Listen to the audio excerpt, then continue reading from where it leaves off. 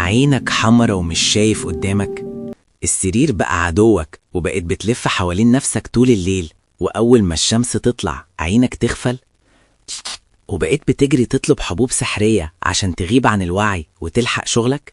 ستوب يا سيدي، انت كده بتعمل فورمات غلط لمخك، وهتصحى وتعيش حياتك زومبي فاقد التركيز.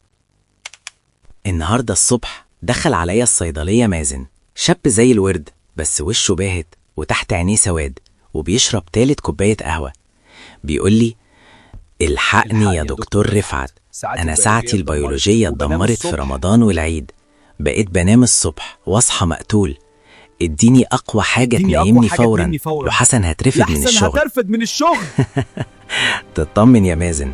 قلت له: يا مازن، مخك ده جواه ساعة ذكية ربانية مبرمجة على الشمس والضلمة، انت بقالك فترة عامل فيها قفلة كهرباء. تعال فهمك ايه اللي حصل جوه راسك. ربنا خلق جوه جسمنا هرمون اسمه الميلاتونين، ده وزير الراحة في جسمك، ما بيخرجش من مكتبه غير لما الدنيا تضلم وعينك تبطل تشوف نور الموبايل الأزرق.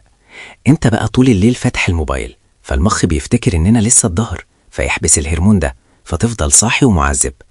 والكارثة الأكبر إنك لما تاخد أدوية كيميائية عشان تنام بالعافية، انت كده بتعمل تنويم مغناطيسي للعضلات بس، المخ بيفضل شغال وما بيوصلش لمرحلة النوم العميق، فتصحى تاني يوم جسمك مرتاح بس مخك مهنج.